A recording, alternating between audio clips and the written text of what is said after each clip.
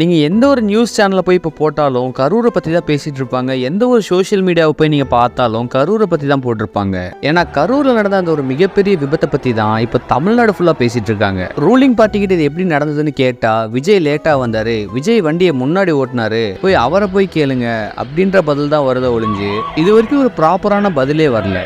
ஒன்றும் இல்லை, கரூர்ல வேலுசுவாமிபுரம் அப்படின்ற இடத்துல தான் இந்த மீட்டிங் நடந்துச்சு. ரொம்பவே சின்ன சந்து, சும்மா ஒரு ஊர் அவ்வளோதான். அப்படியே அங்கிருந்து ஒரு 1.5 கிலோமீட்டர் தள்ளினீங்கன்னா அங்க பெரிய குளத்துப்பாளையம் அப்படிங்கிற ஒரு ஊர் இருக்கு. ஏன் அங்க பெர்மிஷன் கொடுத்துருக்கலாம்ல?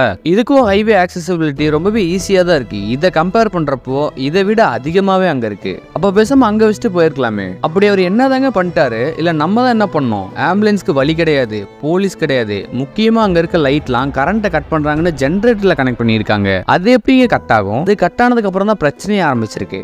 அதுலயும் குறிப்பா இவர் அந்த ஆப்போனன்ட் டீமை பத்தி பாட்டு பாட ஆரம்பிக்கிறப்ப தான் இது எல்லாமே ஸ்டார்ட் ஆச்சு. விஜய்னா மேல செருப்பு தூக்கி அடிக்கிற ஒருத்தனும் அந்த கூட்டத்துல தான் அவ்வளோ பக்கத்துல இருந்திருக்கான். இந்த மாதிரி ஒரு இழிவான செயலை ஒரு தொண்டனா ரசிகனா பண்ணிருக்க வாய்ப்பே கிடையாது. பட் இதெல்லாம் எந்த மீடியாவும் பெருசா பேசவே இல்லை. இவங்களுக்குலாம் என்ன பிரச்சனைனா, காலங்காலமா முக்கி புடுங்கினத ஒருத்தர் வந்த உடனே புடுங்கிடுவாரோன்னு பயம்தான். சொந்த மக்கள்னு கூட பார்க்காம பலியாக்கிடுவாங்கல்ல. நம்ம விஜய்னா நடிக்கிறத விட்டுட்டு அரசியலுக்கு வந்தாரு. இங்க அரசியல் இருந்துட்டு பல பேர் நடிச்சிட்டு இருக்காங்க. மேபி நெக்ஸ்ட் இயர் அவர் ஆஸ்கர் வாங்க கூட வாய்ப்பு இருக்கு.